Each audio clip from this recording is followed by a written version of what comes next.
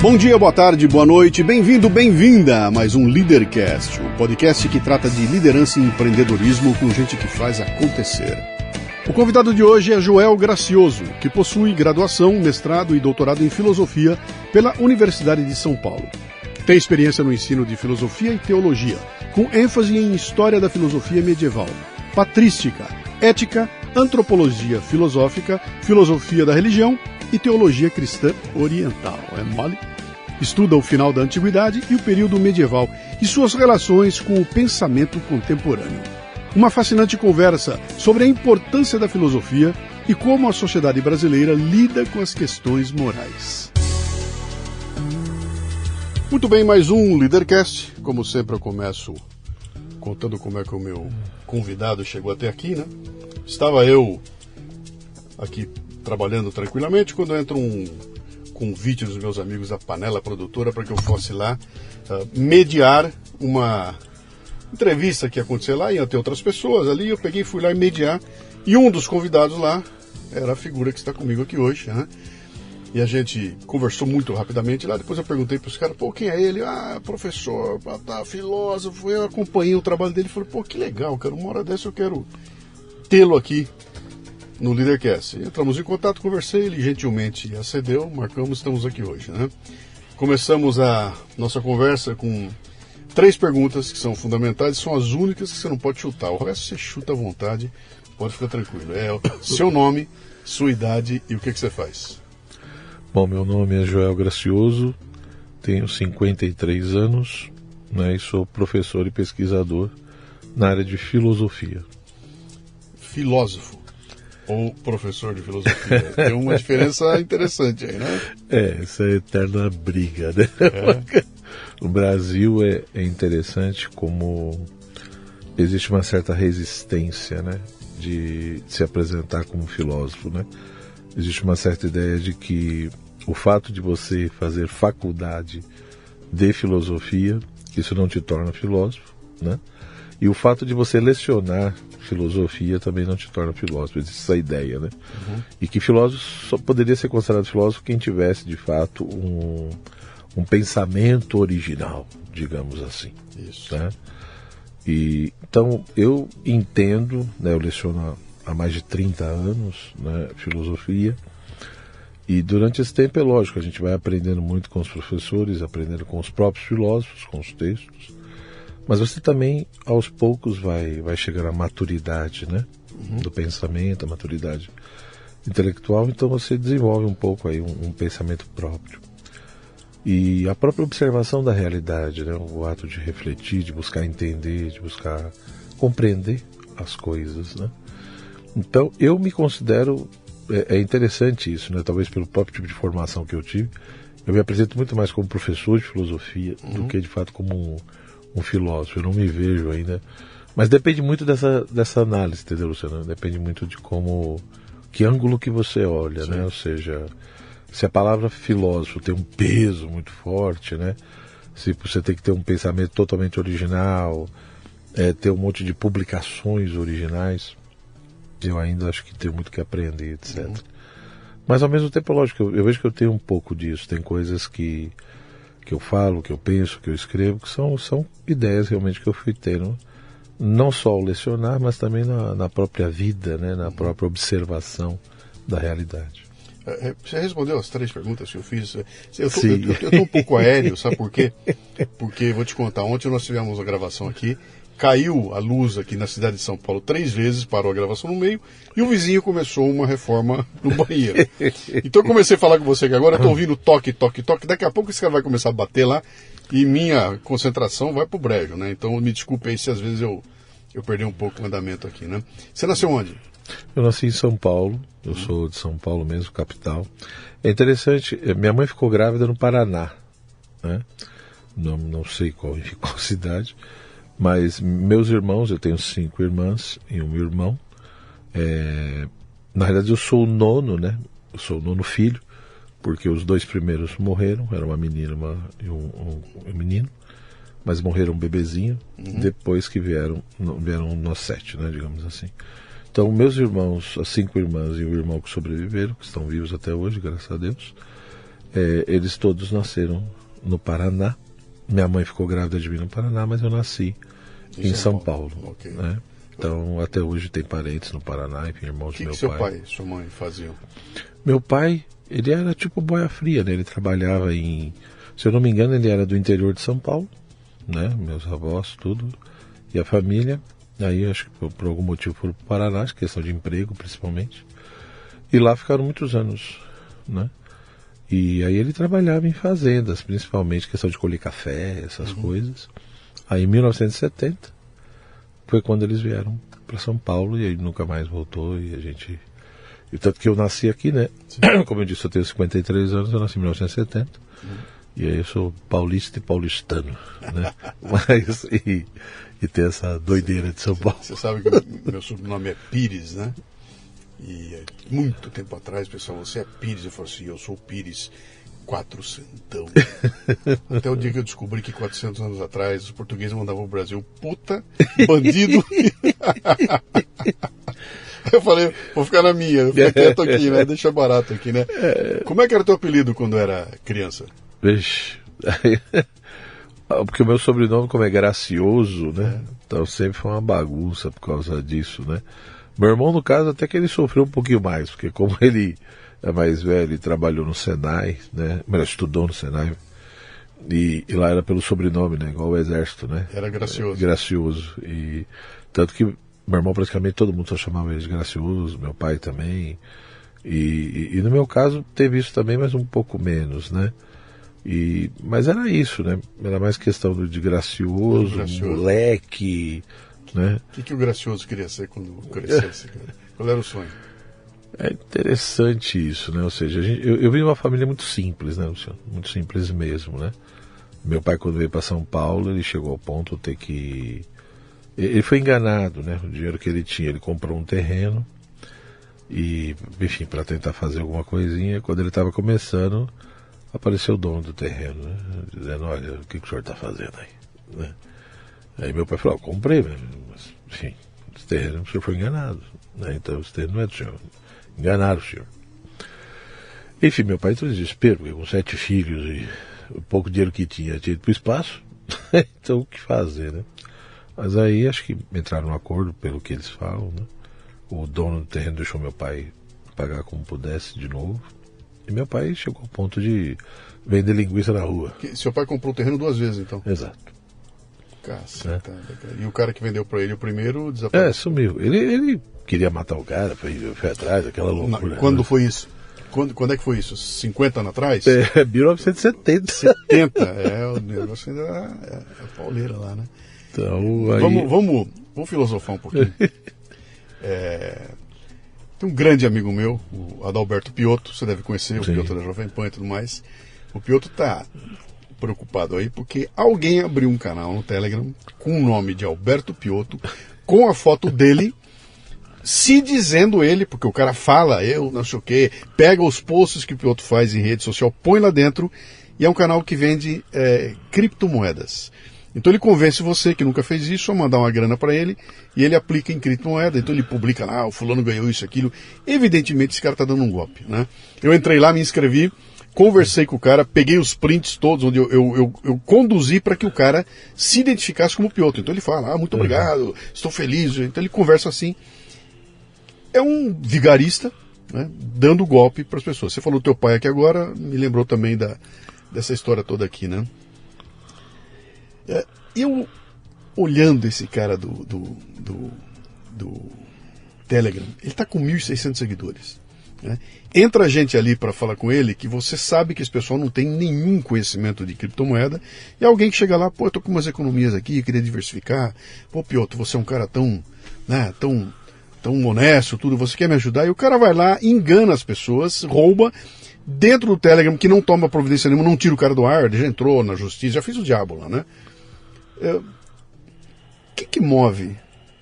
Qual é a moral que tem um sujeito que golpeia um cara que nem teu pai, dane-se os filhos que você tá lá, você vai pegar o dinheirinho dele, que faz... Como é que é essa moral, cara? Como é que você explica isso? É falha isso ou é um talento para isso? O que é isso, cara? É o famoso paradoxo do bom ladrão, né? quando a gente fala bom ladrão. O que é um bom ladrão, né? Ou seja, ele é eficaz Sim. do ponto de vista da técnica, né? Do roubo, de enganar. Sim. Então ele é bom ladrão nesse sentido, mas moralmente ele não é bom, né? Sim. Moralmente é reprovável o que ele faz. Essa questão é muito interessante, Luciano, porque assim, nós vivemos hoje numa época bastante confusa, né? No sentido ético, no sentido moral, né? Então, é um paradoxo mesmo, porque ao mesmo tempo que as pessoas, sem querer, acho que até inconscientemente, a maioria das pessoas tem um pouco de relativismo na veia, né? Aquela coisa de que o que é certo para você não é certo para mim, o que é verdade para você não é verdade para mim, cada um, etc. Mas ao mesmo tempo que as pessoas defendem isso, né, esse tipo de relativismo moral e ético, ou seja, como se não existissem valores absolutos, universais, né? Cada situação, cada circunstância, cada pessoa. Mas ao mesmo tempo, ao falarem a postura, as pessoas falam e colocam as suas ideias como se existissem coisas universais. Por exemplo, numa situação dessa, é interessante que até sem pensar direito, as pessoas elas já têm um ranço, né? A hora que ela fica sabendo, o cara está se passando pelo outro, está procurando pegar dinheiro não sei do que, ela nem pensa muito, ela não vai justificar filosoficamente porque é errado. Há uma certa... É quase que natural você repugnar isso. Né? Por quê? Porque de fato existe em nós uma tendência, essa consciência meio de que você tem o direito, digamos assim, de colher, de possuir, de ter os resultados do seu trabalho. Né? E portanto, se eu tenho o direito de possuir os resultados do meu esforço, do meu trabalho, o outro não tem o direito de usurpar isso, de pegar isso contra a minha vontade e a minha autorização, né? Ou me manipulando. Então, eu acho que existe essa dimensão natural, sim, de repugnância. Eu acho que a pessoa, ela vê que aquilo ali não tem muito sentido. Mas, por outro lado, o ser humano não é só isso, né? O ser humano não tem só essa coisa, sei lá, natural que está nele, né? Existe o processo de formação do caráter. Sim. Eu acho que aí entra o elemento, a questão das escolhas, das decisões. Porque o caráter, ele é forjado, ele é formado, né? E é lógico, o próprio termo, a palavra caráter tem sentidos também. Tanto que quando a gente fala, por exemplo, você é uma pessoa de caráter, eu estou querendo dizer que você é uma pessoa de princípios, que você é fiel àquilo que você pensa, que você acredita, né? Que você tem um conjunto ali de características que são nobres e que você é fiel àquilo, independente da circunstância. Mas ao mesmo tempo eu posso falar de uma pessoa que tem um caráter problemático. Sim. Né?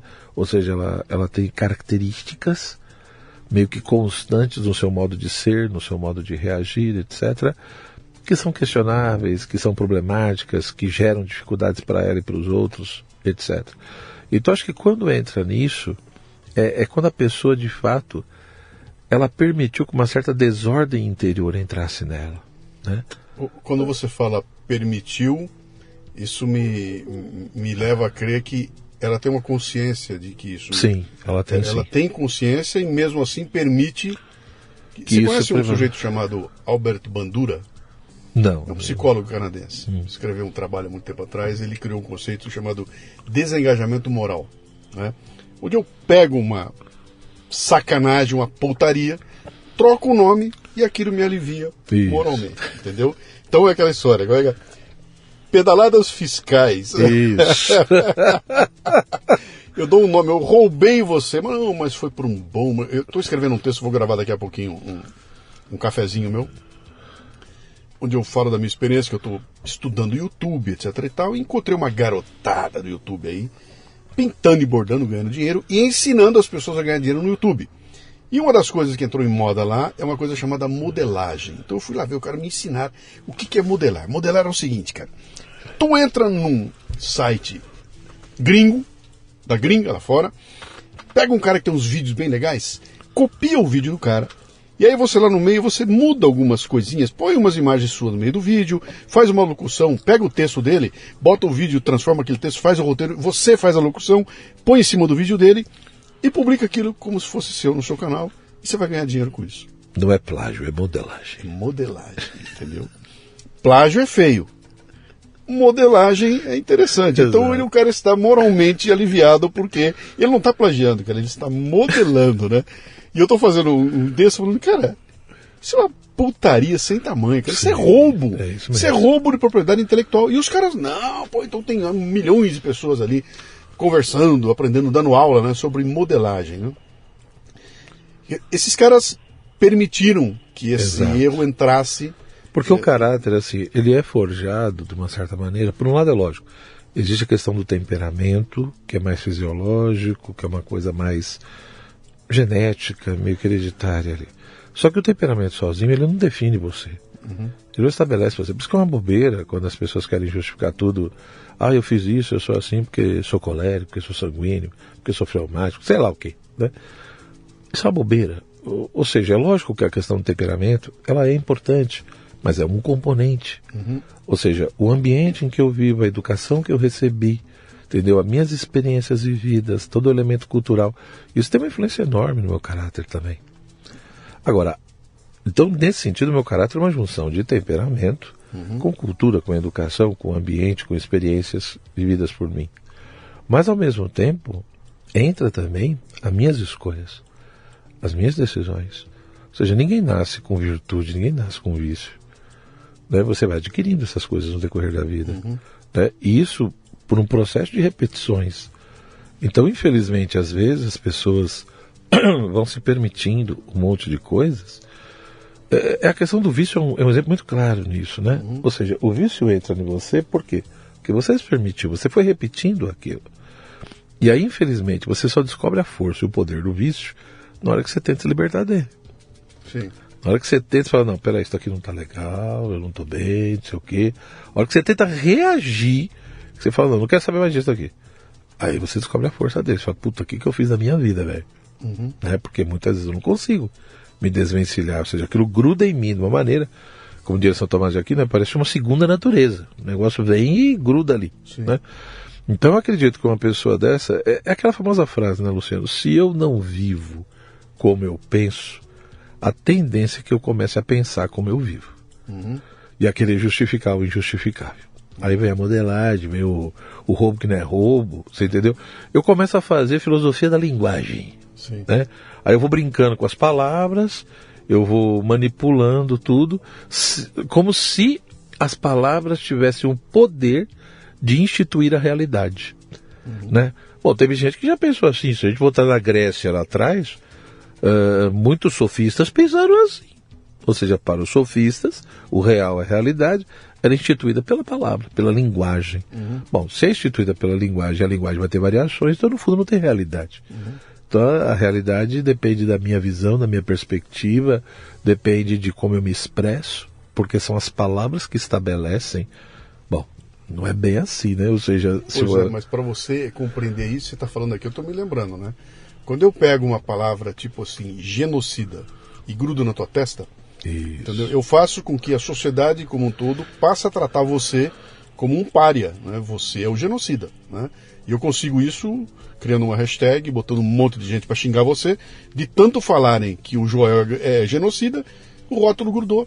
E a tua realidade vai mudar por causa do uso de uma palavra. Sim. Quer dizer, é um instrumento, isso é uma arma, né? Sim. É aquela história, se a gente pensar assim, do ponto de vista realístico, a palavra em si não tem o poder de fazer a realidade enquanto realidade. Sim. Mas do ponto de vista social é outra coisa. Do ponto de vista das relações humanas, do ponto de vista psicológico e social, tem um poder horroroso.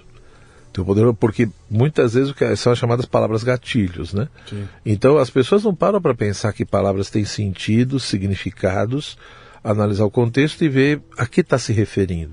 A grande maioria não vai pensar nisso, não vai analisar isso. Sim. Então, geralmente, o que acontece? Você tem significados estabelecidos, socialmente falando. E isso, querendo ou não, está no imaginário das pessoas, na memória das pessoas. Então, quando ela vê uma palavra homicida, entendeu? O genocida, etc., aciona um gatilho. Né? E aí é lógico, é feito todo um esforço do ponto de vista social, da propaganda, da mídia, etc., para relacionar essa palavra, né, a uma pessoa, etc. Isso, com certeza, se pegar, aí lascou. Né? Porque aí a relação das pessoas, né, com você, para com você, vai ser problemático, porque na cabeça delas, eu tenho ali que genocida é tal coisa, falaram que aquela pessoa é genocida, e portanto a minha reação vai ser como eu estivesse perante um genocida, acabou. Eu não vou analisar se aquilo é verdadeiro ou não, se aquilo corresponde à realidade ou não, né? Então de fato você tem um problema, é uma coisa... É bem paradoxal mesmo, quer dizer, por um lado a palavra não determina a realidade, mas por outro lado, do ponto de vista social, pode ter uma manipulação terrível por intermédio das palavras. Aí vem o poder dos meios de comunicação. E se cai numa turba, a turba assassina alguém. Sim, não tem dúvida. Por causa de uma palavra. Sim, porque é aquela história, né? Você acaba lidando muito mais com impulsos, né? Com inclinações, do que de fato com decisões profundamente deliberadas, né? E é isso que as pessoas precisam entender, né? Os nossos, às vezes em aula, eu dou aula de ética, de antropologia há muitos anos, né? E aí quando eu estudo a questão da vontade, eu mostro para os alunos que a vontade, a questão dos atos voluntários, só que tem os atos voluntários deliberados e não deliberados. E a nossa tendência é achar que só existe ato voluntário deliberado. E não é. Ou seja, a grande maioria das vezes nós agimos, né, fazendo coisa que queremos, mas de forma não deliberada. Ou seja, você não parou para pensar, para analisar pró e contra, fazer não sei o quê. Não, você veio digamos, a informação, a inteligência transmitiu determinada informação, a vontade rapidamente se posiciona perante aquilo ali, ou aceitando ou recusando, e já vem o ato e a execução. Né? A grande questão, e aí entra no que nós estamos falando, nessa situação, né, de um ato voluntário não deliberado, não deixa de ser voluntário porque é não deliberado. A única coisa é que ele é voluntário, só que tem alguma outra coisa que está influenciando a tua vontade. Porque se é não deliberado, quer dizer que você não está pensando e calculando e analisando tanto o pró e contra, né? Alguma outra coisa está te movendo.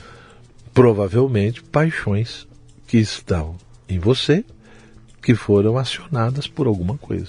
Provavelmente um marqueteiro muito bem preparado, que sabe que aquele discurso naquele momento vai fazer você comprar aquele sabão porque ele lava mais branco. É isso. Né? Ou votar naquele político porque ele vai roubar menos, e assim vai, né? É isso mesmo, eu vou mexendo com as suas emoções, as palavras gatilhos, enfim, com o que está no seu imaginário, na sua memória. Eu vou acionando tudo isso de maneira extremamente sutil, óbvio, né? E aí é lógico, então a pessoa não é responsável. Não, ela é responsável porque o ato é volitivo. Se é volitivo, ela fez porque ela quis, né? Então essa que é a confusão.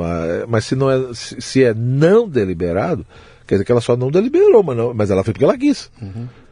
Você está falando uma coisa bem interessante que eu estou vendo aqui, estou conversando com você e vendo uma determinada linha de percepção, né? Tem uma linha ali onde a partir dela eu percebo o que eu estou fazendo, eu percebo a minha escolha. Então, tem pessoas que têm essa linha bem baixa, né? Então, automaticamente eu já percebo o que está acontecendo, já tomo o controle da situação.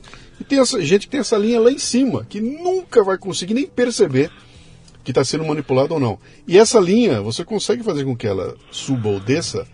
Pô, eu vou estudar, cara, eu vou conhecer, eu vou me preparar, eu vou ter argumento, eu vou ter repertório, eu vou ter o número suficiente de palavras que me perceba ver a nuance entre as coisas, né? Pequenas diferenças aí que o cara que não sabe falar, que só sabe falar, tá ligado, né? O cara a turminha do tá ligado, né? Não tem nem condições de perceber as minúcias de diferença que tem entre uma coisa e outra. É, por isso que muita gente, muito comum o pessoal perguntar para mim, né? Professor, mas o que fazer, né? É porque, graças a Deus, hoje em dia, Luciano, tem muita gente percebendo que recebeu uma formação e educação problemática, digamos assim. Ou seja, muitos estão percebendo e entendendo que não sabem muita coisa, né? Lógico que no primeiro momento isso é amargo. Você imagina uma pessoa com 40, 50 anos, ela começar a entender que muita coisa que ela aprendeu que estava equivocado.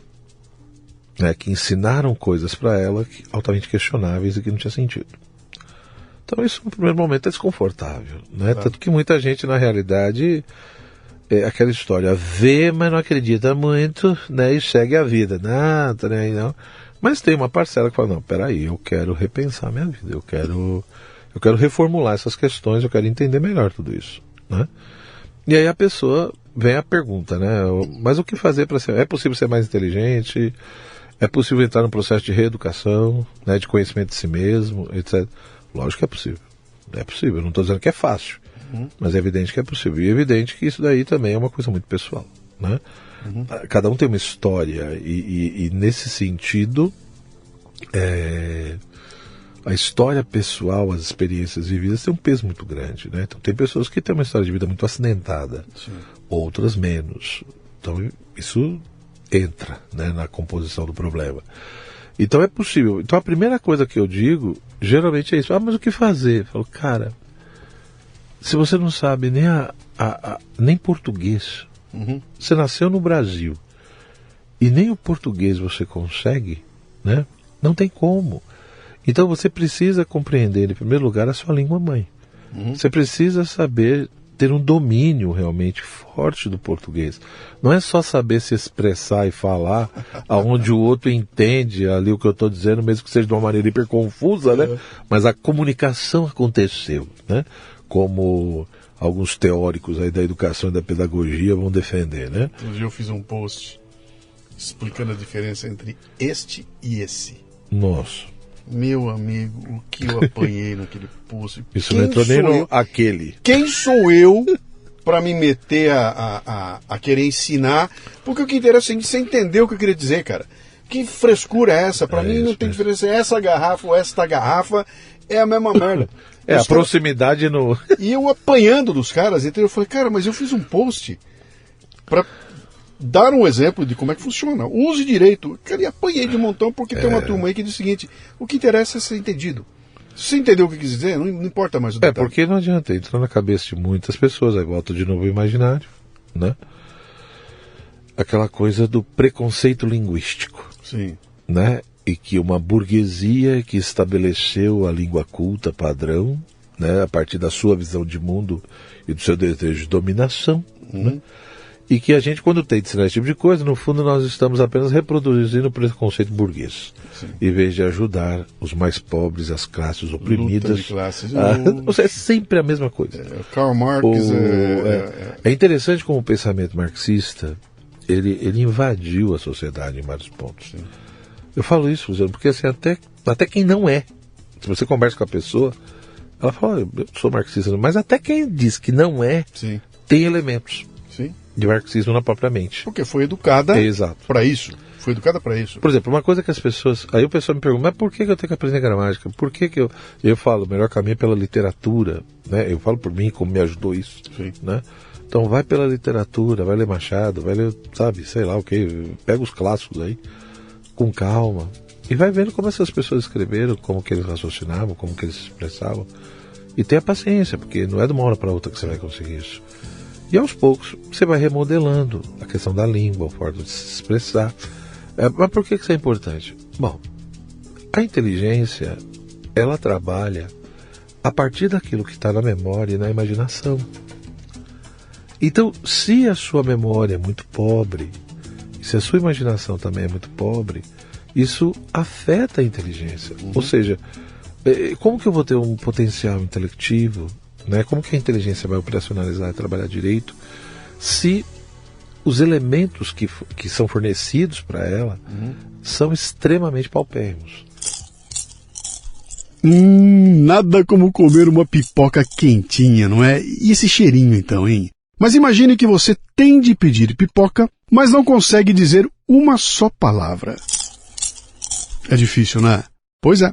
No Brasil existem 2 milhões de autistas que passam por esse desafio diariamente. Não só para pedir pipoca, mas para coisas básicas como dizer que quer ir ao banheiro, que está com sede, que está com frio.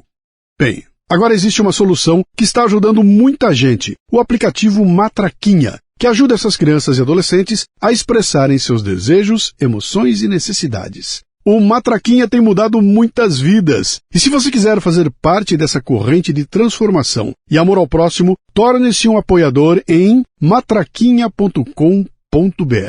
Olha, acredite, existem pessoas honestas trabalhando para ajudar o próximo e que precisam do nosso apoio. matraquinha.com.br.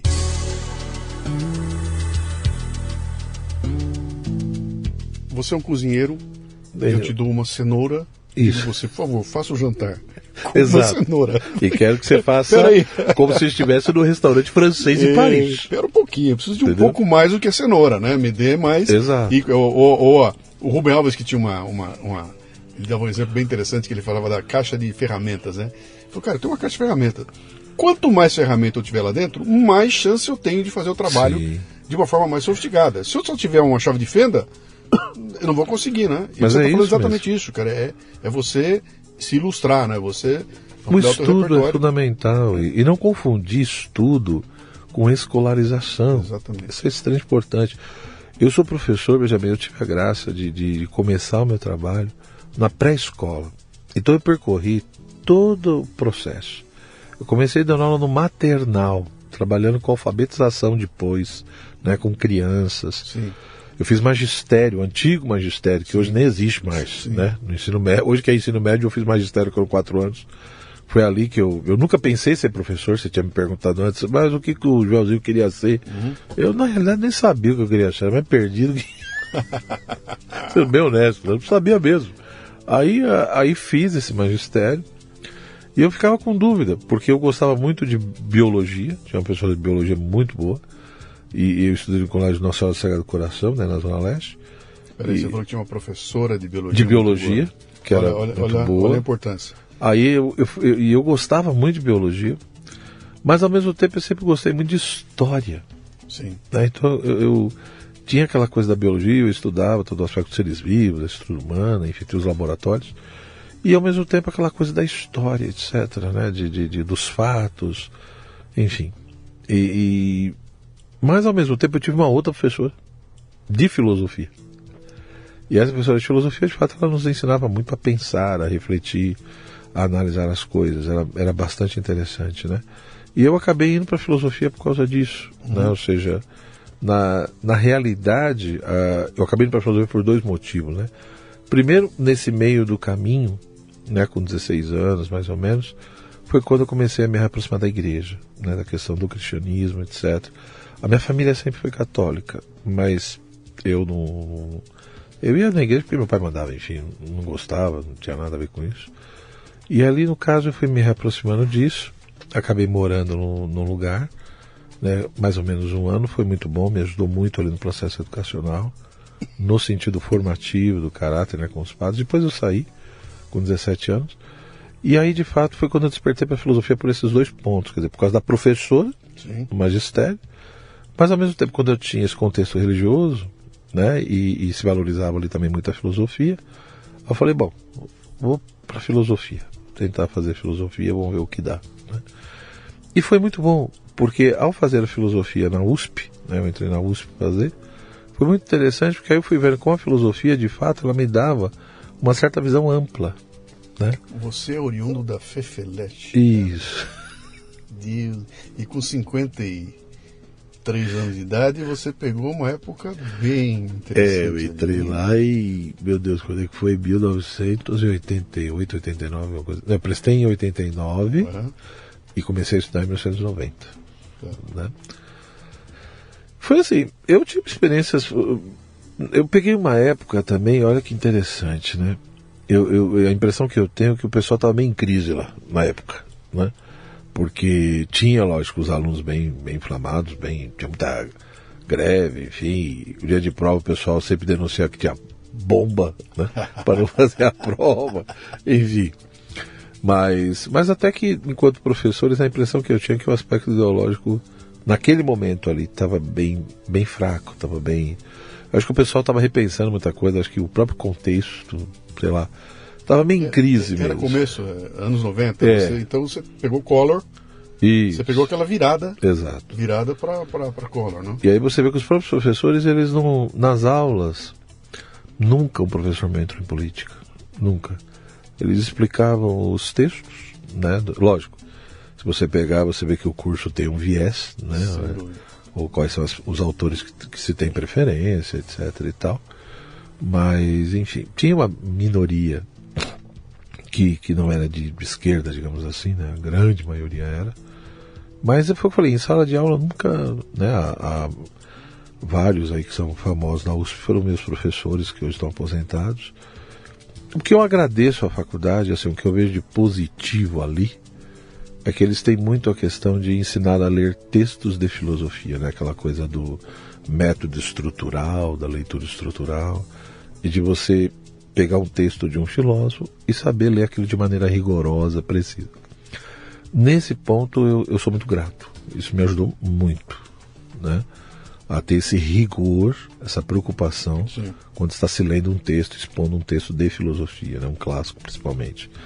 E ali eu confesso que eu aprendi muita coisa. Né? Você está falando de uma formação técnica, né? Isso. A técnica do estudo, a técnica da... É, aquela história, né? No sentido das técnicas filosóficas, da erudição, me ajudou muito. Uhum.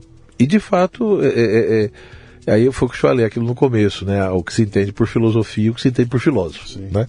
Então, na USP, jamais eles vão te estimular essa coisa de... você tem que observar a realidade, você tem que refletir, você tem que construir o pensamento próprio. Não, cara, isso não vai isso ser. É muito indivíduo. É. E o papo lá é coletivista, cara. Então, a perspectiva é outra. A ideia é aquela coisa bem francesa, né? De sim, fazer filosofia a partir da história da filosofia. Eu sou muito sincero, eu não acho que isso seja totalmente errado. Eu só acho que você reduz. Não pode ser só isso. Exato. Então eu acho que não vejo nenhum problema. Até hoje eu também ensino isso, né? Já falei isso em outros lugares, em outros momentos. Eu acho que essas técnicas, essa erudição, essa preocupação, esse rigor, né? Esse refletir a partir do que já foi escrito, acho que tudo isso é legal. Só que eu acho que junto com isso poderia se dar um segundo passo. Uhum. Né? Poderia-se também entender que a filosofia não é só isso, né? Que a observação da realidade, a busca da compreensão da própria realidade. Sim. Mas isso não é muito feito, enfim. Eles têm os motivos você deles. termina a Fefelete, né? Que ano que você terminou?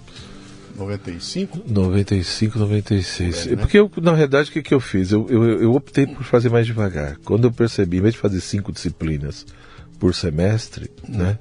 Porque eu queria aprender mesmo, eu queria ler, etc. E querendo ou não, eu também tinha que trabalhar, tinha que lecionar, né? Não que eu desse muitas aulas. Seus pais eram vivos quando você terminou? Sim, meus pais eram vivos. Quando você chegou em casa com o seu diploma de filósofo, seu pai mandou enfiar onde? Não mandou enfiar, mas quando eu falei que ia fazer filosofia, até meu pai, tadinho, porque meu pai, tanto meu pai quanto minha mãe, ele só sabia escrever o nome, né? Mas tinha a experiência de vida, né? Sim, tinha a experiência de vida, sofreu muito, lutou muito. Então é óbvio, né? Tipo, você tá fazendo isso pra quê, né? Você vai trabalhar onde? Como é que você vai sobreviver, entendeu? Eu vou dar aula, então é professor. Exato. Meu filho é professor. Isso, é isso mesmo. Então quando eles viram que eu fui contratado para dar aula, lecionei, aí beleza. Então, se eu ser professor, eu dava aula até numa escola boa, ganhava mais ou menos. Então, para ele ficou tranquilo, né? Ele não entendia muito bem o que era, o que eu estava fazendo com aquilo, né? Mas, você para dar aula, vai ser professor, bom, pelo menos vai sobreviver dando aula, é isso, do ponto de vista prático, né? Mas tá encaminhado. Porque tadinhos, né? Não tinham realmente clareza nisso. Você falou um negócio interessante aí, que é uma coisa que eu vejo um choque tremendo acontecendo hoje em dia, que é, eles tinham experiência da vida, né? E outros têm experiência do estudo e tudo mais, né? Eu escrevi um texto há um tempo atrás dirigido a, não diretamente, indiretamente, a figuras como Reinaldo Azevedo, os caras que têm, o cara Cabedal escreve que é uma maravilha, tem argumento por qualquer coisa, eles são capazes de falar brilhantemente a favor ou contra qualquer coisa, e muda, tá? Muda. E eu escrevi um texto comparando essa turma com aquele, tem um tipo de esporte que o pessoal faz com a bola, eu vou esquecer o nome dele aqui agora, mas é o seguinte, o cara pega uma bola de futebol e fica brincando com a bola, então ele faz todo tipo de coisa mirabolante, cara, ele pega a bola, ele joga, ele tem um domínio da bola que é um negócio impressionante, se você tentar tirar a bola do pé do cara, você cai sentado no chão, porque o cara tem um domínio de bola que é uma coisa fantástica, então você assistindo aquilo, é um show, você fala, esse cara é um malabarista, só com a bola nos pés, né? Você pega esse cara, bota num time de futebol, ele não faz nada. Faz nada. Porque aí é outro papo, cara. Agora começou o jogo. Né? Que eu fiz um paralelo, falei, então, cara, uma coisa é você vir aqui, contar um monte de história, falar teoria, pô, tem que ser assim, tem que ser assado. Cara, mete a mão para executar e você vai ver o tamanho da trolha que é. Porque tudo que você aprendeu de teoria, na hora que você chegar na prática, vem aquela história do Mike Tyson, né? Todo mundo tem um plano até tomar o primeiro murro na cara. E aí eu falava assim, tá cheio de gente brilhante falando, mas que na hora que você vai aplicar, se não houver essa experiência prática de vida, cara, o negócio desanda. Então tem dois tipos de conhecimentos que parece que andam se chocando, né? E a sociedade em algum momento passou a valorizar demais o conhecimento, o diploma, o certificado. Sim. E esse pessoal que tem esse conhecimento de vida ficou para o segundo plano. Porque eu vejo assim, né? Como que eu interpreto isso? Como que eu entendo isso? Eu não entraria nem na discussão do teórico e do prático. Sim. Acho que o grande problema, Luciano, é que o estudo acabou se voltando muito por questões ideológicas. E a ideologia, nós precisamos entender que ela não é cura de nada, ela é a doença. Esse é o problema. Vou dar um exemplo da minha área, da filosofia. O cara, às vezes, sabe muito, entendeu? Ele leu tudo de Platão. Ele é especialista em Platão. O outro é especialista em Marx, o outro é em Kant, o outro é em Hegel, em Santo Agostinho, sei lá o quê, né?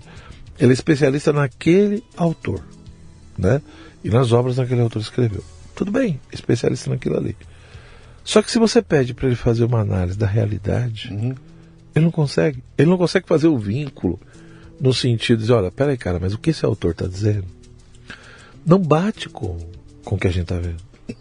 Entendeu? E aí ele vai tentando. Ou ele força, ele pega ali aquelas ideias, aqueles conceitos, aquele modo de ver o mundo, aquele esquema, e tenta aplicar na realidade, forçando, entendeu? Ou ele abre mão mesmo.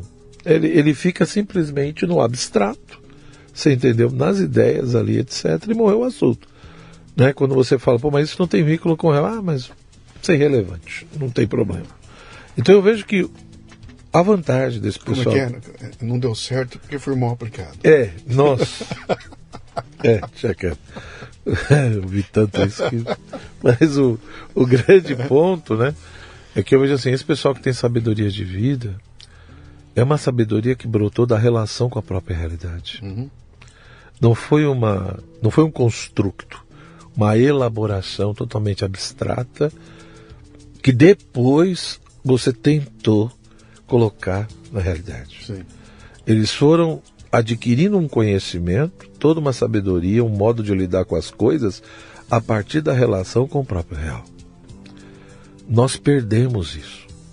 Nós perdemos um pouco isso, né? Ou seja, a educação, em vez de partir da própria estrutura do ser humano, em vez de partir da realidade humana, o que nós fazemos?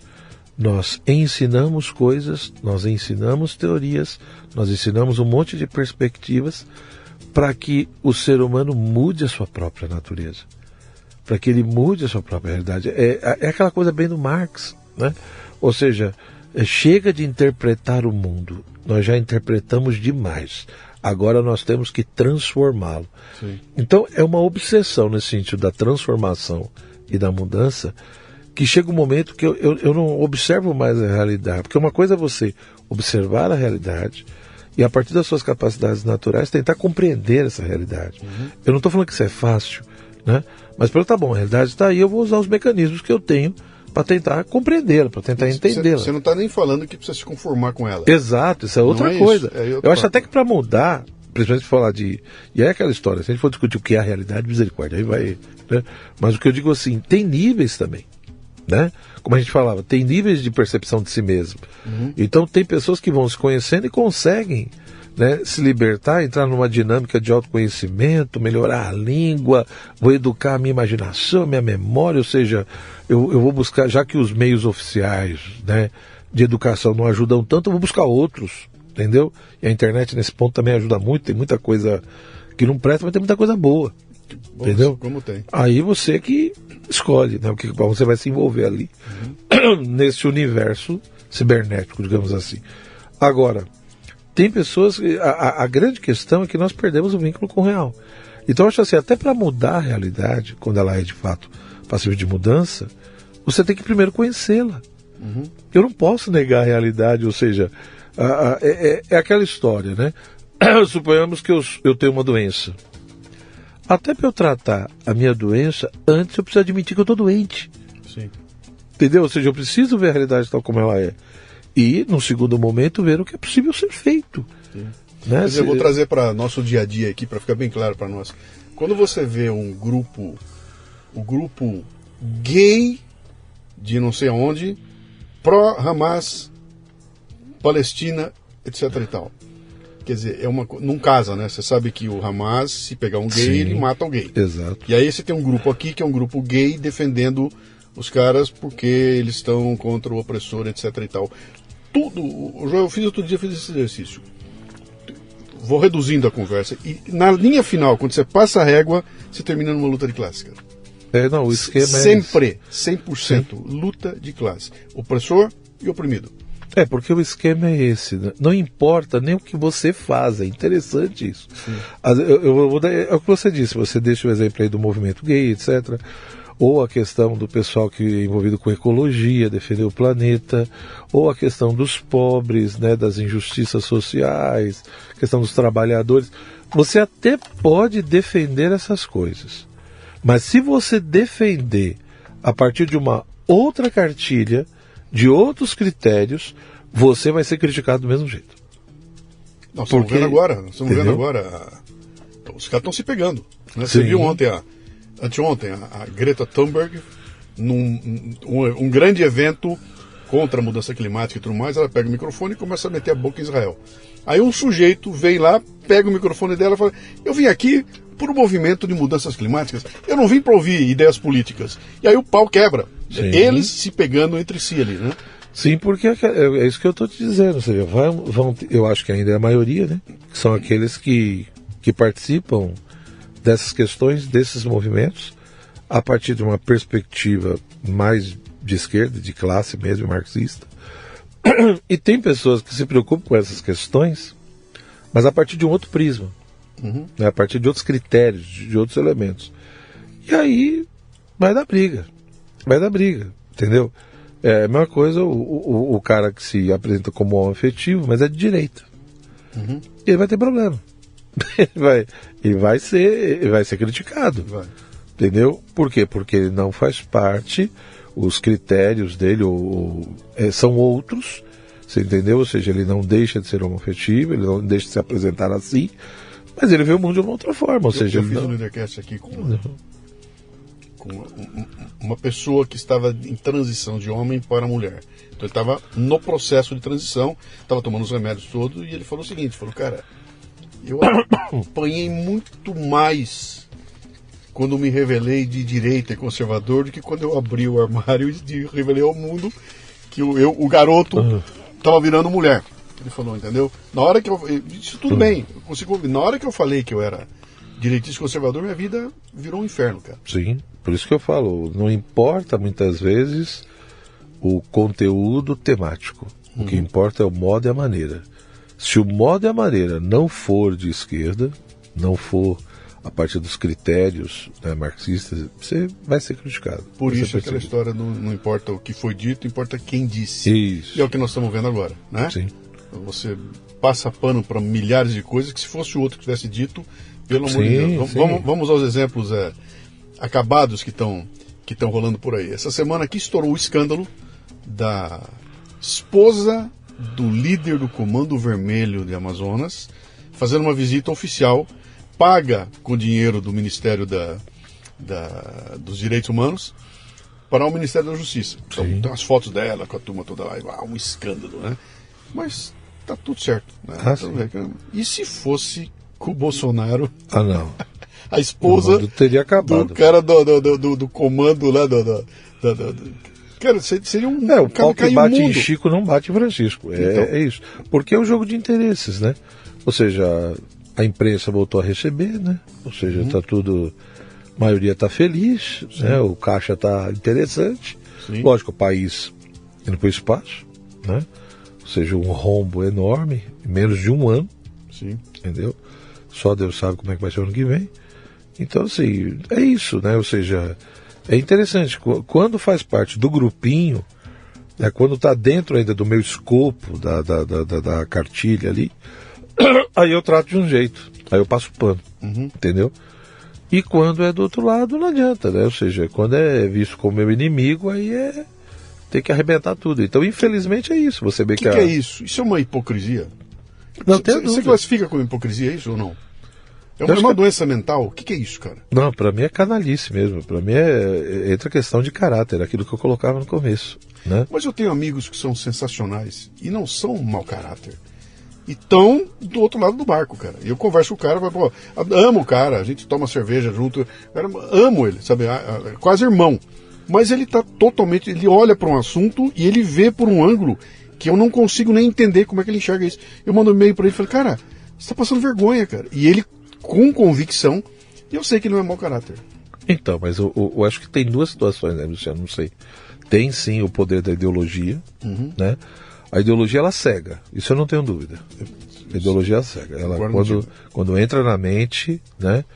Eu entendo que... Porque como a ideologia, o processo dela é de substituir a realidade, né? E deixando de lado a verdade, a pessoa que realmente permite, ou de alguma maneira, sei lá, a ideologia entra na mente dessa pessoa, ela vai ter muita dificuldade realmente para ver a realidade e aceitar a realidade como é. É uma paixão. Isso. É igual uma paixão. Mas no fundo a ideologia é uma religião invertida. É uma religião secularizada, né? O Russell Kirk falava muito isso. Sim. Kirk falava, no fundo a ideologia é uma religião secularizada. Ela pega os vários elementos da questão religiosa, só que seculariza. Você entendeu? O que é o secularismo? Explica pra gente.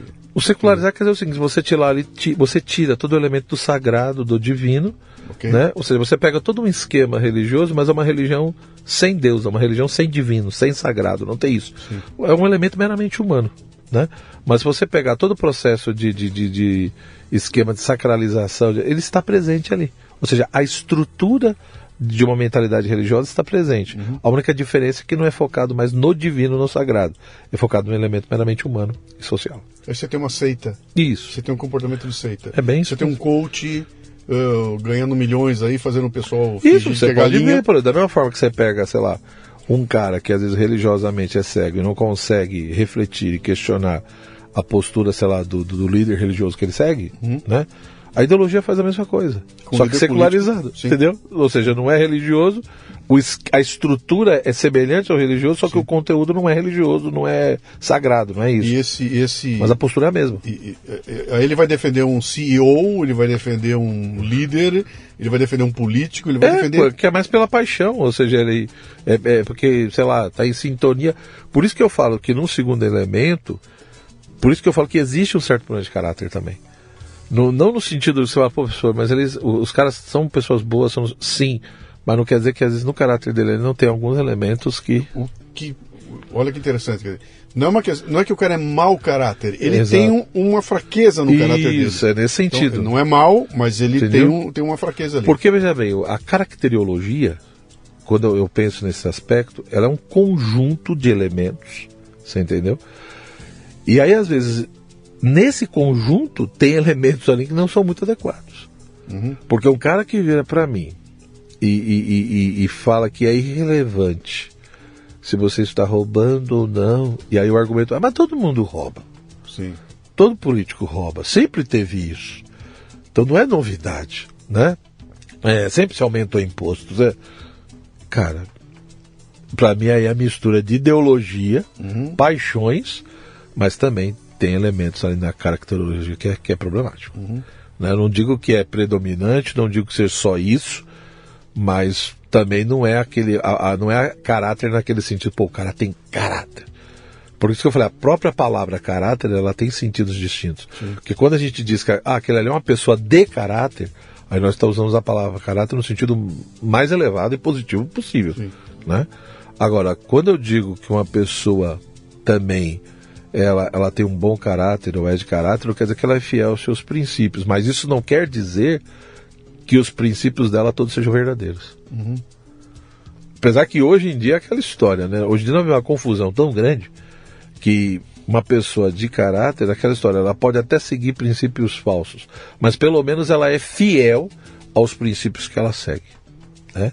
E tem aquele que flutua. um terrorista do Hamas que estupra uma garota gritando Allah Akbar, é um cara de caráter? Sim, olha que interessante. Ele não é um cara no sentido do primeiro, não. Sim. Né? No sentido da palavra, pô, que cara de caráter, etc. No sentido elevado, não. Mas, de uma certa maneira, ele tem caráter no sentido de que ele é fiel àquilo que ele acredita. Apesar do que o que ele acredita ser uma coisa absurda. Uhum. Entendeu?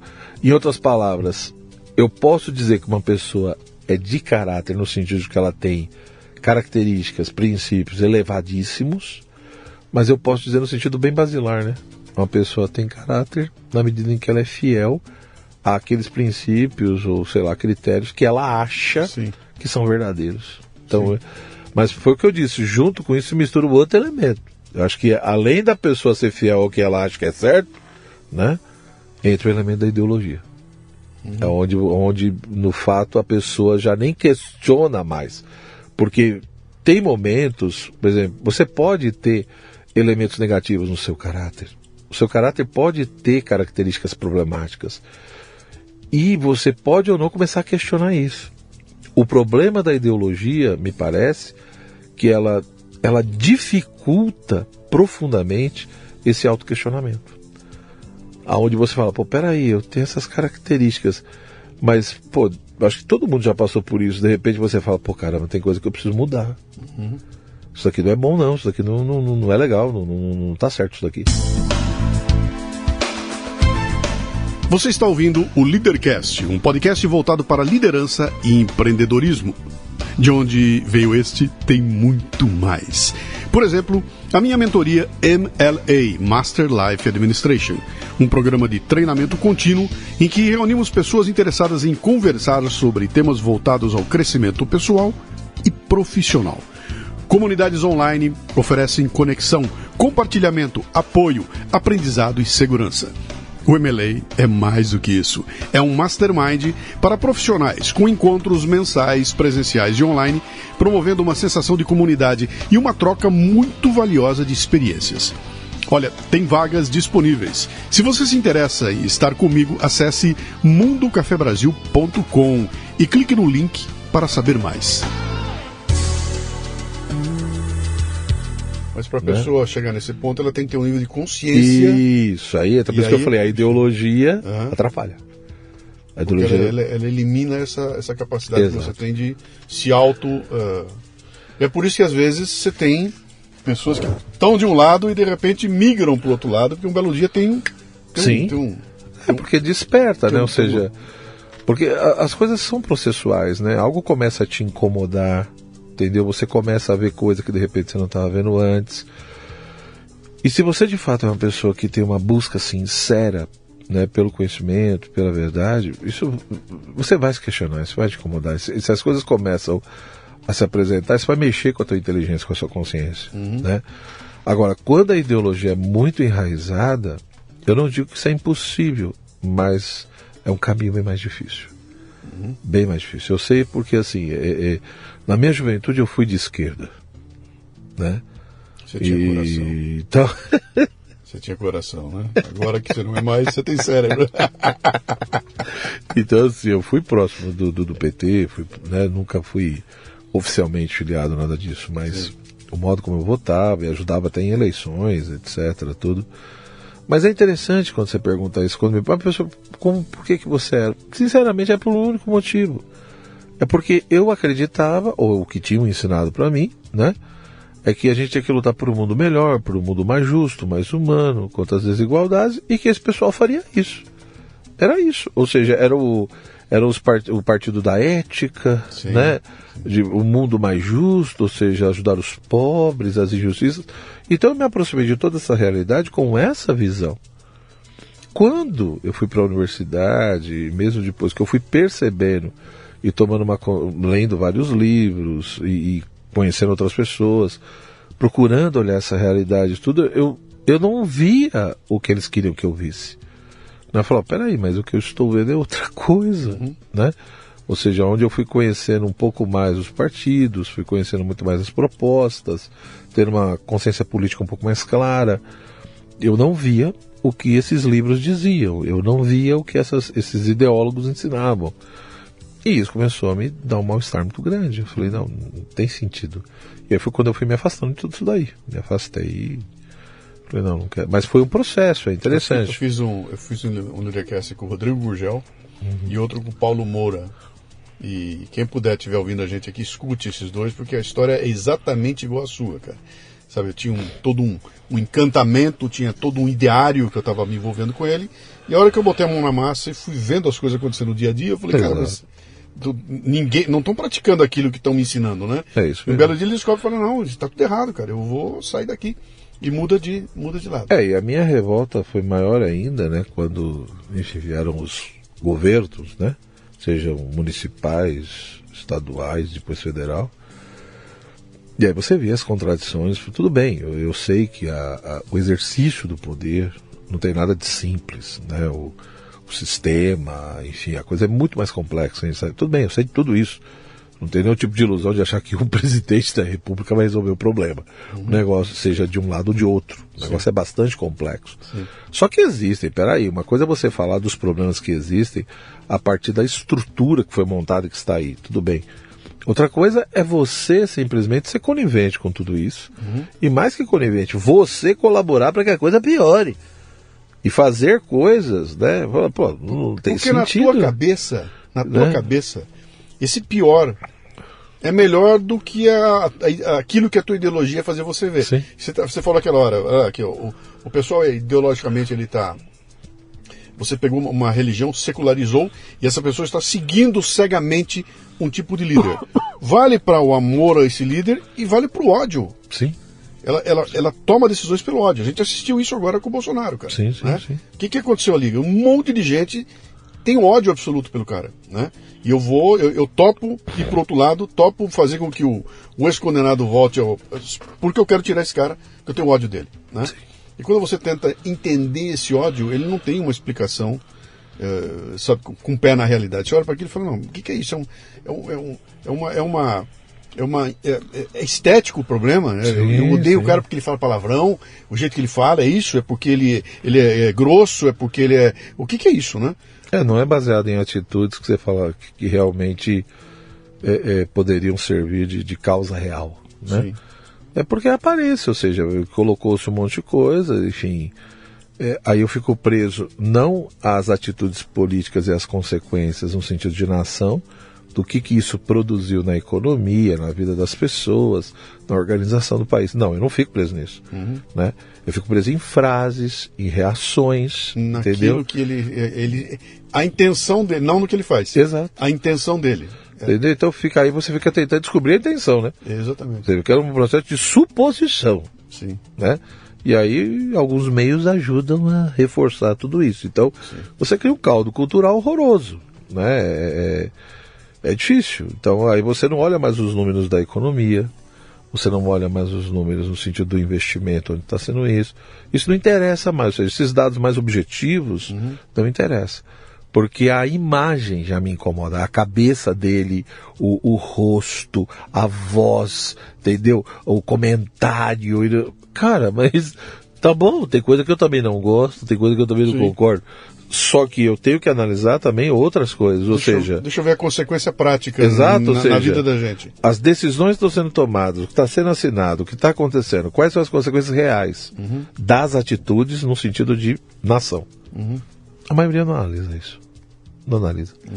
Ou seja, então, essa é a importância que tem a mídia, por exemplo, nesse processo, né? Sim. Porque ela é a canalizadora dessa percepção. Ela constrói a percepção dela. Sim, porque você começa a entrar num processo de indução, né, Luciano? Aquilo que a gente falou, você vai jogando aí, querendo ou não, por mais que as pessoas falam, a audiência, por exemplo, das TVs, né, diminuiu bastante, todo mundo sabe disso. A internet hoje, né, meus filhos praticamente, eles não assistem televisão. Sim. Primeiro que eu nunca deixei, sempre procurei oferecer outras coisas. Nunca assistiram mesmo, muito pouco. E hoje é muito mais no YouTube, muito mais nas redes sociais que eles estão, né? Mas mesmo assim, ainda você tem uma massa enorme, entendeu? Que passa ali pela Band, pela Globo, pela SBT, pelo não sei por onde. A TV mal e porcamente ela ainda atinge 40 milhões, 50 milhões de pessoas. Né? Eu vejo principalmente as pessoas mais simples. Viu? Sim. Eu vou na casa de muita gente assim, e eu vejo, o pessoal tá ali com a televisão, etc. Porque eu acho que é isso que o pessoal confunde às vezes, né? Uma coisa é a classe média, ou os próprios jovens, né? Mas esquece uma grande parte da população que, de uma certa maneira, não tem muito acesso a isso. E que fica ali na telinha. Né? Liga ali a televisãozinha, principalmente nos canais abertos. Sim. Né? E, querendo ou não, muitas informações vêm por ali. Né? Filtradas, muitas não vêm. Exato. Né? Muitas que são fundamentais não vêm por ali. Exato. E querendo ou não, você vai formando o modo como as pessoas veem as coisas, o pensamento, o imaginário, vai sendo formado por tudo aquilo ali, né? Então é bem difícil. E mesmo nas pagas, eu falava isso pro meu filho ontem, né? Raramente eu assisto alguma coisa, ontem eu fechei um filme com eles, tudo. E eu fiquei zapeando ali um pouco, né, a questão da televisão. Cara, é assustador. É assustador, ou seja, praticamente 90% dos canais pagos, seja o que for, é progressismo violento. Eu chamo de progressista com cedilha. É progressista com cedilha. Entendeu? Esses caras estão... Eu sei lá o que eles entendem, mas é uma coisa, assim, é a mesma agenda. Sim. Né? Eu quero dizer nesse sentido, né? Sim. Quer dizer, se não sempre batem nas mesmas coisas e defendem as mesmas coisas. Quer dizer... Então, deixa eu voltar numa coisa que eu falei lá atrás. Eu, quando ligo a Globo News e vejo naqueles programas os 4 jornalistas sentados, né? Tem um lá que eu não me lembro o nome do cara. Queria lembrar para falar aqui agora, mas felizmente eu não lembro o nome do cara. Falando as bobagens mais absurdas, né? Eu olho para aquilo com um certo encanto. Porque eu falo, cara, esse cara ou é um canalha quadrangular, sabe, que tá ganhando para enganar as pessoas, ou seja, é igual o bandido lá que tá botando o piloto no Telegram lá e roubando o dinheiro das pessoas, ou esse cara tem uma ingenuidade abissal, né? Ele defende aquilo como se olha para aquilo, pô, o cara tá falando e repete, sabe? É um canalha ou é um ingênuo? Qualquer uma dessas duas coisas, esse cara não podia estar com o microfone na mão, exato, impunemente falando para todo mundo. E aí eu não quero calá-lo, Quer dizer o seguinte, ele tinha que estar com o microfone falando essa bobagem, e ao lado dele tinha que ter alguém para dar o contraponto. Falar, pera um pouquinho, cara. Ouvi você muito bem agora, eu vou te dar o contraponto. E a gente perdeu isso. Nos últimos 5 ou 6 anos, cara. Isso foi perdido no meio acadêmico, isso foi perdido nos meios de comunicação. Então, infelizmente, o que existe é um processo de doutrinação. É um processo de doutrinação que já tem 50 anos, no mínimo. Por isso que você vê já as consequências, né? Eu vi um post ontem, hoje de manhã acho que foi, eu publiquei até nas redes, o pessoal americano, estava legendado ali, ele dizendo que olhando para aquele pessoal na rua, gritando pelo Hamas, ele falava, cara, o que acontece com esses radicais? Esses radicais, quando não estão aqui na rua, gritando esse monte de loucura, essas bobajadas toda, eles fazem o quê? E os caras fizeram uma pesquisa, foram entrevistar essa turma toda lá, e a maioria absoluta vai ser professor. Sim. Olha, tantos professores no nível médio, esses caras vão ensinar mais radicais. Então é um ciclo, né?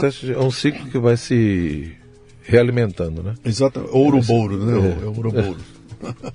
Então é uma coisa assim que eu fico muito triste com isso, porque eu sempre defendi, né, não é nem questão de se a doutrinação é A ou B, eu sempre defendi a não doutrinação. Sim. Né? Eu acho que na escola, principalmente, deve-se primeiro despertar o amor à verdade, você educar para a liberdade e oferecer os instrumentos necessários para que a pessoa tenha a verdadeira autonomia. Não há verdadeira autonomia se ela não domina a própria língua, se ela não sabe realmente pensar direito, articular ideias, etc. E por isso que eu sempre briguei, né? Eu sempre falava para o pessoal que não é trocar uma ideologia por outra, porque para mim ideologia sempre é problemática, seja qual for, né?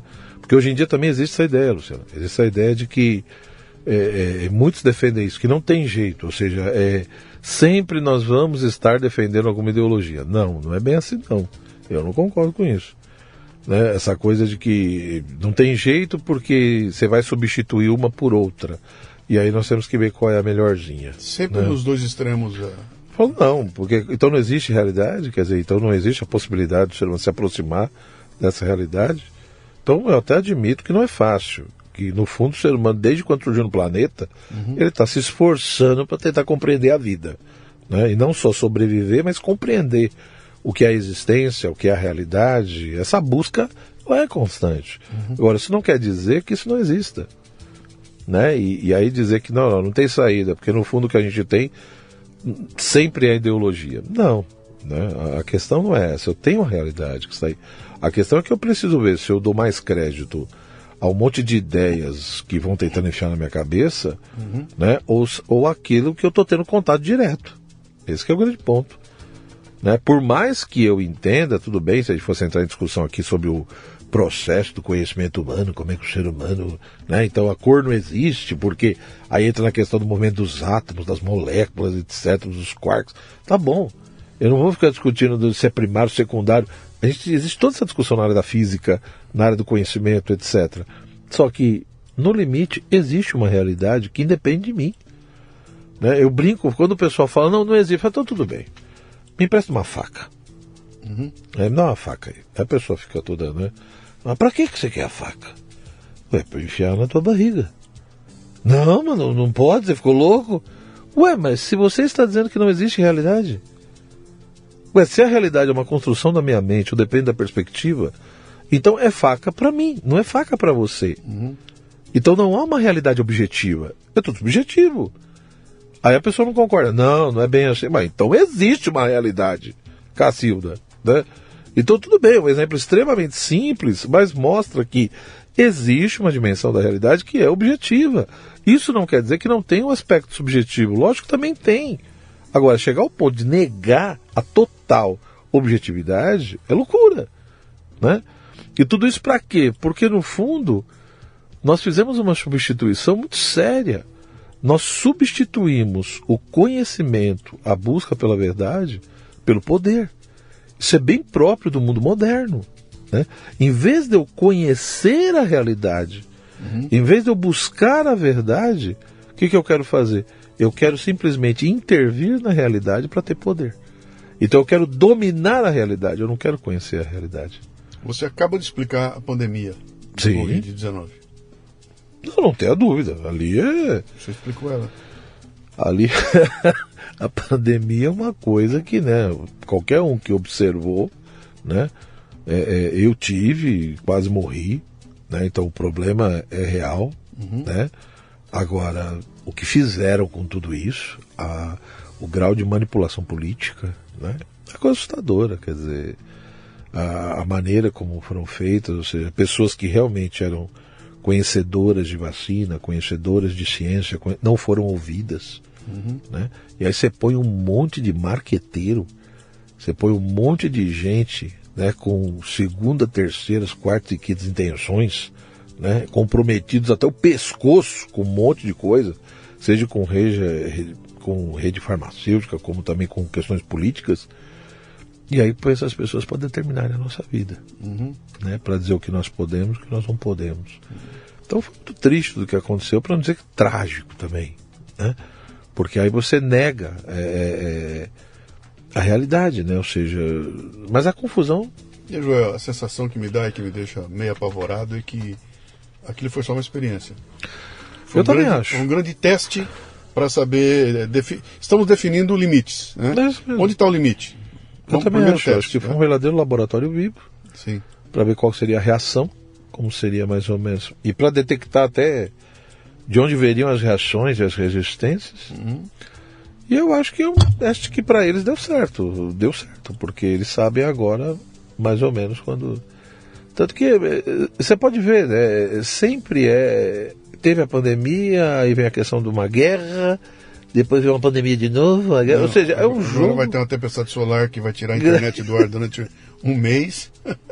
E como dizia o velho Olavo, né? A hora que nada disso mais servir, eles vão achar um ET. Vai ter uma invasão de extraterrestres. Porque tem que justificar, de alguma maneira, né, essa intervenção exagerada e absurda.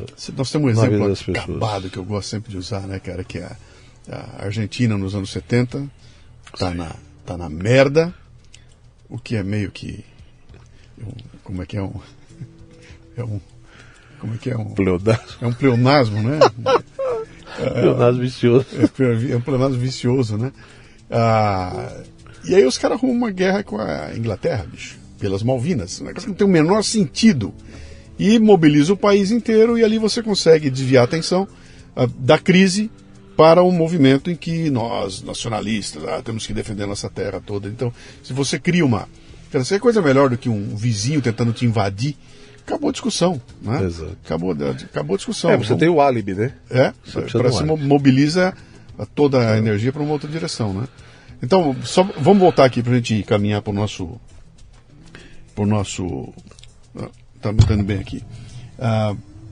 Eu vou tentar voltar para o começo da nossa conversa aqui, né? Quando eu perguntei para você coisas da filosofia e tudo mais, né? Me parece que hoje em dia eu não sou filósofo, sou porra nenhuma, eu só sou um curioso que fico fazendo bagunça aqui, né? Ficou muito mais fácil para mim ter acesso a todo tipo de informação que eu quiser. Celular na mão, eu vejo o que eu quiser, a hora que eu quiser. Nunca foi tão fácil fazer isso aí. Por outro lado, ficou muito mais difícil para mim selecionar qual é a informação que me interessa. Então, se antigamente, vamos voltar lá, Machado de Assis e tudo mais, cara, era tudo limitado, né, cara? Eu não tinha acesso a livro, mesmo que eu quisesse, eu não tinha onde buscar. Nos meus anos 80, 70, eu queria um lançamento novo, eu tinha que esperar algum amigo meu vir dos Estados Unidos para trazer para mim, né? E era tudo muito difícil. Hoje está tudo muito fácil. Porém, por outro lado, ficou muito mais difícil eu separar o joio do trigo ali. O que me leva a crer que eu devia estar preocupado em desenvolver um outro tipo de habilidade ou dar uma atenção muito maior para outro tipo de habilidade, que é a capacidade de interpretar as informações, a capacidade de ouvir alguém falando e falar, opa, tem um discurso aí que por trás dele tem uma intenção, né? Cara, sempre foi assim na humanidade, sempre houve essa necessidade, né? Mas eu diria que hoje está muito mais premente, porque, cara, a minha tia no WhatsApp virou geradora de conteúdo, entendeu? Qualquer mané mete a mão aqui e tem 120 mil views na bobagem que ele quiser dizer, né? Então, que responsabilidade cabe a mim, como espectador dessa história toda aí, para que consiga dirigir minha vida numa direção produtiva, útil, de bom caráter e tudo mais? Como é que eu faço, cara? Isso que você coloca é um problema muito sério, né? Porque você tem um excesso de oferta, digamos assim, né? É muita informação, é muito curso, é muita gente. O lado positivo é lógico, né? Viva a liberdade de expressão e deixa as pessoas expressarem o que elas pensam, né? Mas aí a gente paga o preço também, que você tem um monte de idiota de plantão com o celular na mão, né? Com o direito de gravar, de falar as coisas mais esdrúxulas que... Então, assim, apesar que eu prefiro pagar esse preço do que não ter liberdade. Isso que eu ia te perguntar, quer dizer, né? Com todo esse horror, mantenha essa liberdade. Eu também acho que a gente tem que encontrar outros mecanismos, outras formas, né, de fazer, enfim, que as pessoas sejam responsabilizadas por aquilo que elas falam, por aquilo que elas acusam, por aquilo, sei lá o quê, né? Mas não tirar a liberdade. Acho que a liberdade não, né? Eu não posso ser preso ou acusado simplesmente porque eu discordei de uma ideia sua, ou porque eu tenho uma outra perspectiva, ou porque eu penso de uma outra forma. Eu acho isso muito perigoso, né? Porque só olhando a história da humanidade, a gente vê toda a origem do totalitarismo, né? Seja de um lado ou de outro. Eu fico muito preocupado com isso, né? Não só no Brasil, mas também em outros lugares, tá? Agora, eu diria o seguinte, Luciano, eu acho que a gente tem que lutar um pouco contra nós mesmos. Em que sentido? Todos nós queremos encontrar a solução. A gente quer encontrar a resposta e a solução. Todo mundo quer isso, né? E aí, uma coisa que eu aprendi na minha vida é que quem não sabe conviver um pouquinho com as suas dúvidas e angústias, ela acaba aceitando qualquer resposta, né? E a gente tem que entender que temos que ter amor à verdade, temos que sim buscar a verdade, mas também temos que aprender às vezes conviver um pouco com dúvidas e angústias, né? Tem coisa que talvez vamos atingir e conquistar algumas respostas, e às vezes não, né? E tomar muito cuidado com essa coisa de querer encontrar alguém que resolva todos os nossos problemas, o famoso guru, né? Sim. Encontrar um guru então o que eu vejo que na internet, eu falo por mim, eu não tenho muitos seguidores, eu faço ali um trabalhinho na internet, mas não é uma coisa muito intensa, né? E mesmo assim, eu às vezes passo por isso, eu vejo pessoas me deixando mensagens no YouTube, no Instagram, etc., como se eu fosse um guru, como elas querem resolver tudo, como se você tivesse que saber tudo. Bom, eu entendo que o único que sabe tudo é Deus. Deus sabe tudo. Nós não sabemos, né? Se eu sou humano, isso já pressupõe que tem coisa que eu ignoro, por mais que eu busque. Então acho que a gente tem que tomar muito cuidado quando a gente endeusa as pessoas, quando a gente começa... Porque por mais que uma pessoa seja boa, por mais que ela seja esclarecida, ela não deixa de ser um ser humano e, portanto, ela não deixa de ter suas dificuldades e as suas limitações. Então, por isso que eu digo, quando você for comprar um curso, quando você for seguir alguém, não siga a pessoa em si, mas fique atento se o que ela está te dando, se o conteúdo fornecido está te ajudando a ser uma pessoa melhor e aprender a pensar por si mesma. Porque o mais importante, se uma pessoa realmente quer o meu bem, ela vai me ensinar critérios, princípios, para que eu consiga distinguir o verdadeiro do falso, o bem do mal. Para mim isso é o mais importante, né? Eu acho que mais do que dar uma resposta pronta e acabada, é você ensinar princípios e critérios que ajudam a pessoa a analisar a realidade e a distinguir o verdadeiro do falso.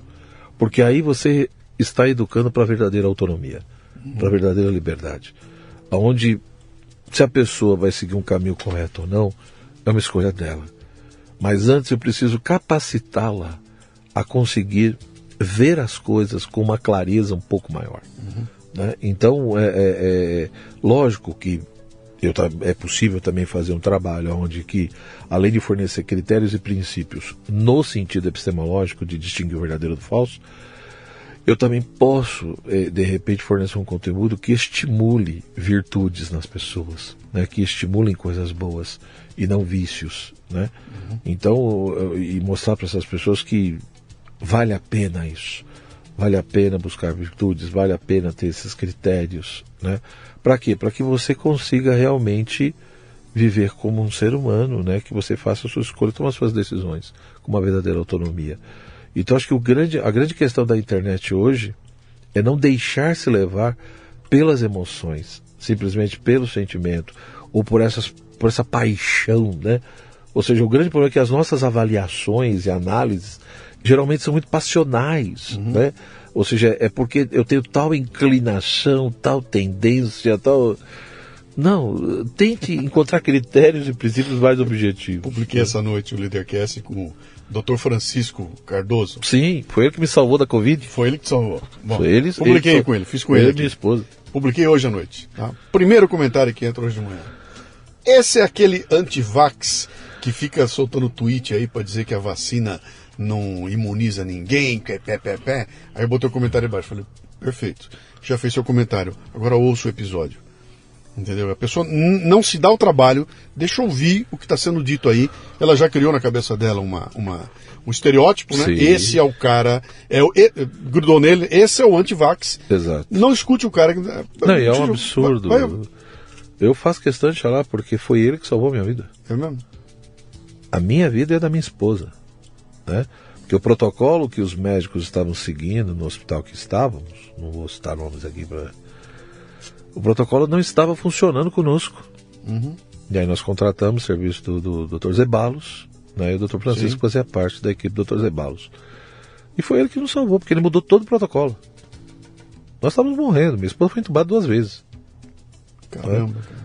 Então assim, se eu estou vivo hoje, né, minha esposa está viva também, eu acredito em Deus e creio nisso, mas além disso, foi graças ao Dr. Francisco. Ele ia lá todos os dias, nem que fosse 1 hora da madrugada, 2 horas.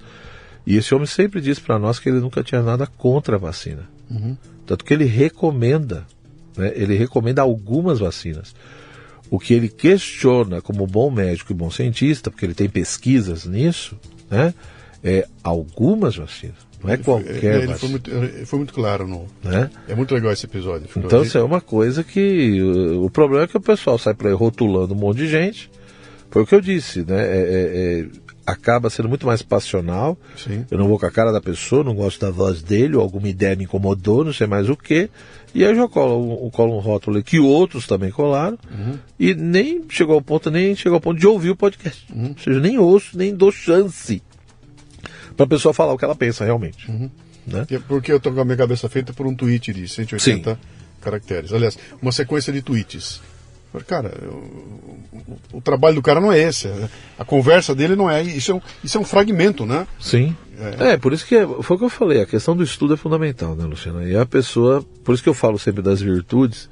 Porque uma pessoa que não tem a virtude da ordem, da disciplina, do esforço, da paciência, ela não vai estudar.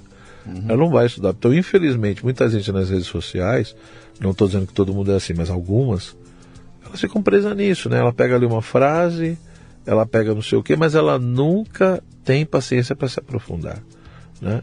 Então é assustador, quer dizer, as pessoas que só viram de TikTok, né? O videozinho ali, menos de 1 minuto, né? Eu vejo no meu canal do YouTube, tem mais de 100 vídeos lá, e eu vou na linha formativa, né? Mas eu vejo, é um crescimento bem pequeno, né? A média, tem vídeo meu de 40 minutos, 1 hora. O pessoal assiste no máximo 5 minutos e olha lá. Né? Então, assim, infelizmente a superficialidade reina em muitas situações. E aí a pessoa, ela quer se sentir no direito de falar o que ela quiser, de expressar o que ela quiser, sendo que muitas vezes ela não sabe quase nada sobre aquilo, ela só decorou algumas frases que ela ouviu ou leu, não sei na onde. Ela precisa da opinião dela. A necessidade de falar. Precisa da opinião dela. Eu vou citar de novo o Rubem Alves outra vez, que é um cara que eu gosto muito da forma como ele traduzia as coisas, né? Ele fala: só abre a boca se for para melhorar o silêncio. Não, hoje a necessidade das pessoas aparecerem e se expressarem é uma coisa assustadora. O Augusto Cury, outro dia, ele lançou um vídeo, né, falando uma coisa muito séria. Ele falando: olha, se continuar do jeito que está, ele falando dos youtubers, né, ele falou e dos pessoal do Instagram, tudo, ele falou: se continuar como está, não é que o pessoal vai ficar doente. A questão não é mais se vai ficar, a questão é quando e quanto. Quanto, sim. Né? Falou: vai acontecer. E é uma doença mental. Ele falou: porque as pessoas estão adoecendo porque eu não tive lá a quantidade de curtidas, eu não sei quem não viu, ou a necessidade da opinião dos outros, né? Não, mas alguém me criticou, alguém falou, não joguei. Eu falei: isso vai gerar um processo de debilidade mental e psicoafetiva seríssimo. Né? E ele falou: então não tenho nada contra as redes sociais, não estou dizendo que não é para trabalhar nas redes sociais. Ele falou: não é isso que eu estou falando. Ele falou: o que eu estou falando é que talvez só precise se repensar um pouco o modo, a maneira. Né? Ele falou: por exemplo, passe uma semana sem ter contato com isso. Sabe? Sai com a tua família, vai não sei o que, corta isso. Né? Ele falou: se é uma vez por ano, se é uma vez por cada 6 meses, ele falou: mas tem que ter uma quebrada. Você não pode perder o vínculo com o real, entendeu? Porque senão você fica naquilo ali e pode ir te gerando um monte de ilusões, né? Um monte de fantasias, onde você começa a achar que a realidade é aquilo ali. É aquilo lá, sim. Entendeu? E você vai viver de percepção. E aí fica dependendo totalmente do comentário dos outros, da quantidade de curtida, da quantidade não sei do que. Mas Que vida é essa, né, cara? E que sentido da vida. Então, de fato, é interessante. Eu acho que nesse ponto a filosofia pode ajudar muito. Sim. Né? Lógico, a filosofia é outra encrenca, né? Porque, a princípio, a filosofia seria o quê? Ela teria que ser justamente essa busca pela compreensão do real. É a busca pela verdade, né? E aí, por isso que a filosofia ela tem essa admiração e fica encantada pela manifestação da própria realidade. Mas o problema é que, como tudo, a filosofia também pode ser instrumentalizada. Aí, quando você pega e quer usar a filosofia para outra coisa que não tem nada a ver com ela, você está começando um processo. Aí é onde a filosofia vira ideologia. Ela vira ideologia, esse processo de instrumentalização mata a própria filosofia. Por isso que a filosofia precisa de liberdade.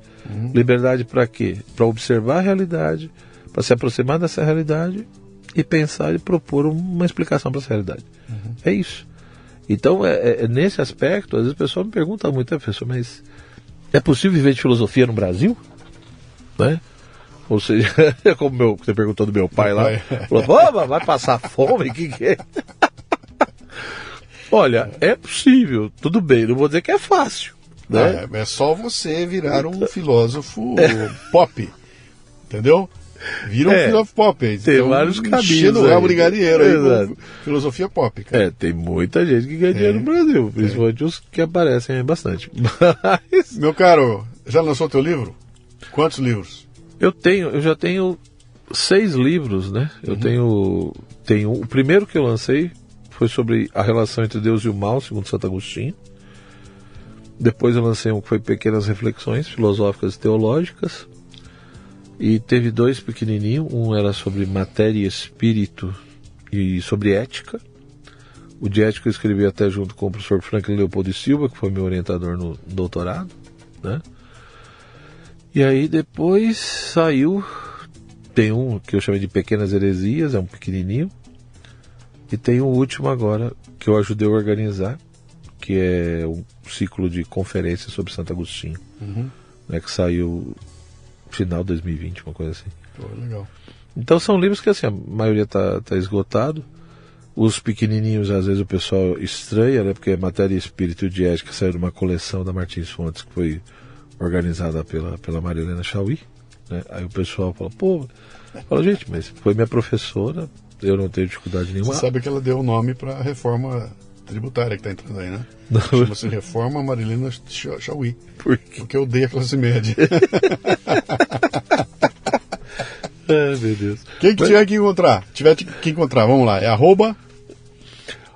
@Joel Gracioso, ou seja, tem o meu canal no YouTube, né? É só procurar ali por Joel Gracioso, e no Instagram também, @Joel Gracioso. São os 2 lugares que eu geralmente posto coisas ali, na linha mais formativa mesmo, e eu procuro ajudar nesse sentido, né? Oh, maravilha. Cara, obrigado pela visita aqui, viu? Grande papo, grande conversa. Eu vou me preparar melhor e eu vou te convidar para vir de novo aqui, a gente fazer um programa sobre Santo Agostinho, pode ser? Com certeza. Mas eu preciso me preparar, tá? Eu tenho que ler um pouquinho mais, mergulhar um pouquinho mais na obra dele. E aí tranquilo, a gente vai. Pode chamar, eu leio sim. Eu que agradeço o convite, Luciano. Imagina. E espero aí que o papo ajude o pessoal. Vai ajudar. Grande abraço, cara. Valeu. Obrigado. Tchau, tchau. Muito bem, termina aqui mais um Leadercast. A transcrição deste programa você encontra no leadercast.com.br.